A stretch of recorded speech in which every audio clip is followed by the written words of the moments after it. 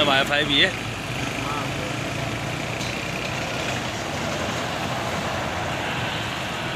जो 2 बसों को एक किया हुआ है।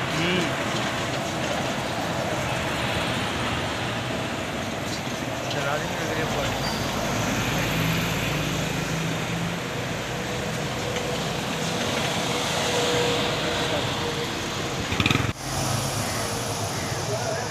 ना